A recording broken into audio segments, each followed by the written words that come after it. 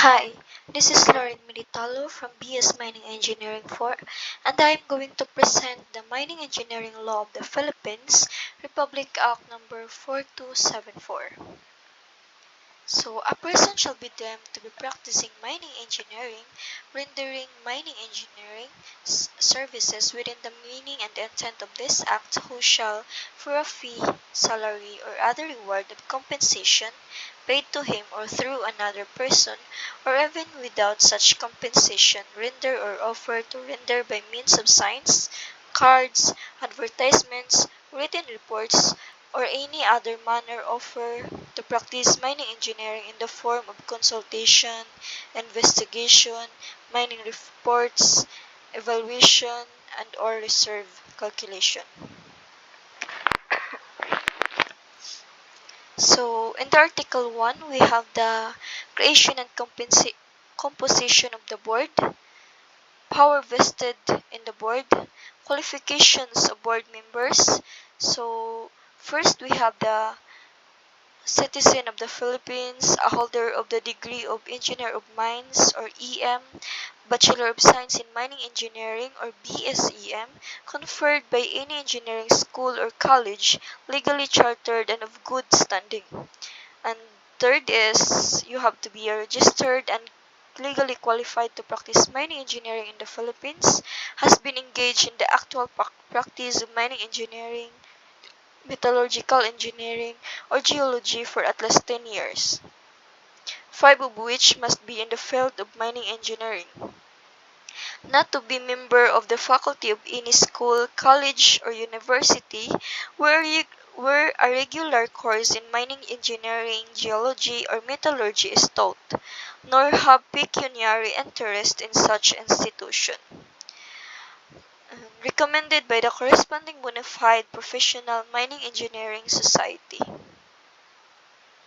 So, we also have the terms of office, removal of the board members, compensation of the board, rules and regulations, submission of annual report, and we also have the registration and examinations. So, in registration and examinations, we have inhibition from practicing mining engineering. So, no shall prac no person shall practice or offer to practice mining engineering in the Philippines without having been previously registered as a mining engineer under the provision of this act or granted a certificate of exemption under Section 13 of this act.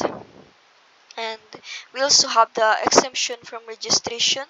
So first is the practitioners in mining engineering engaged by the Republic of the Philippines for consultation or for specific purposes regarding the mining industry. Foreigner and second is the foreigners employed by private firms as technical consultant in branches of mining engineering for which the pertinent professional society certifies that no qualified Filipino is available. The board may, at its discretion, allow them to practice without registration subject to conditions. We also have the practitioner who are registered mining engineers or are certified as mine, mill, or quarry foreman under under Act number 2985 as amended and under rules and regulations promulgated thereunder, shall ipso facto be recognized and registered under this Act and shall be allowed to retain their certificates issued by the former Board of Examiners. So we also have the examinations required and qualifications for examinations, of course. So first, he is at least 21 years of age, provided that an applicant possessing all theory qualifications contained in this section who is under 21 years of age may be allowed to take examinations on conditions that he shall not be granted a certificate until he attains 21 years of age. Second, if a foreigner, his country accords reciprocity with the Philippines. Third, he is of good reputations and moral character.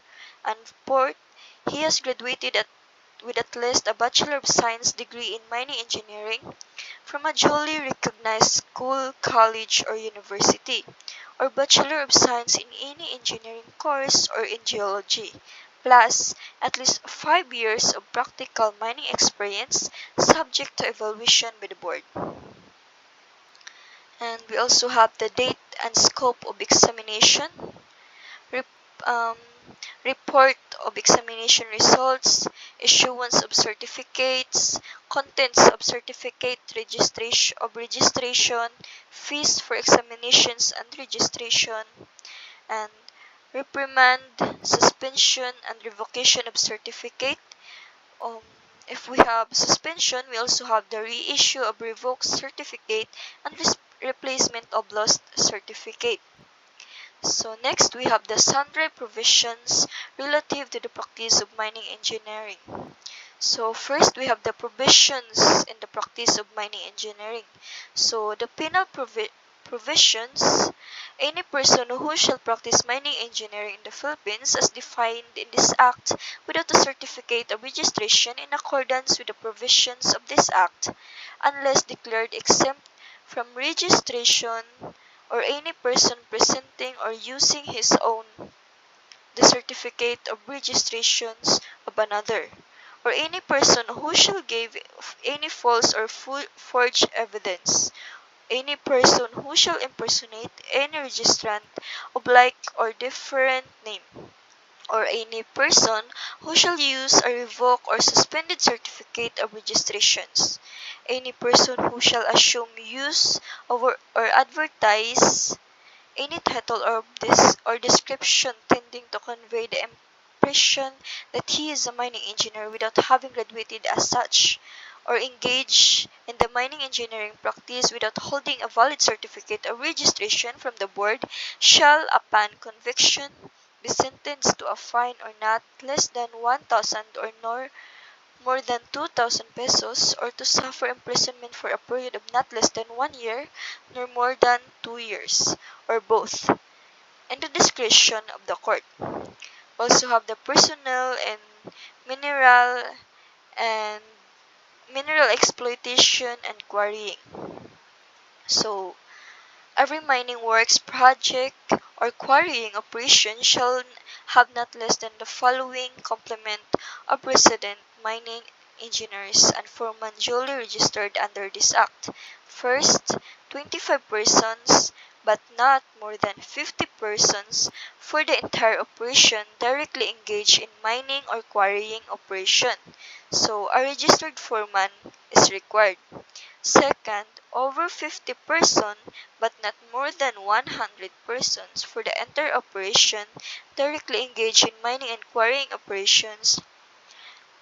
One registered mining engineer and one registered foreman are required. So third, 25 persons, but not more than 75 persons per shifts directly engaged in mining and quarrying operations, one registered foreman per shift, and one registered mining engineer for the entire operation. And last, we have the over 75 persons per shift directly engaged in mining or quarrying operation shall require a registered foreman and a registered mining engineer for each shift.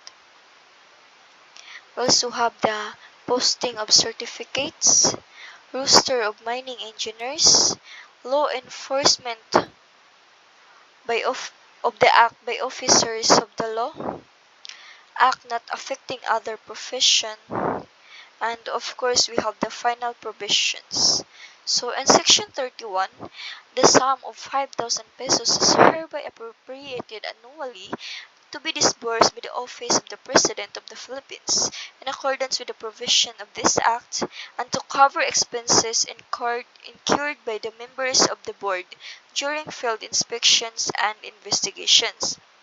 All sums collected in accordance with this act shall be paid to the National Treasury as part of the general funds thereof, provided that during the first 12 months of the operations of this act any portion of the sum collected may be used for the purposes of this act and to cover disbursement in excess of the amount appropriated herein.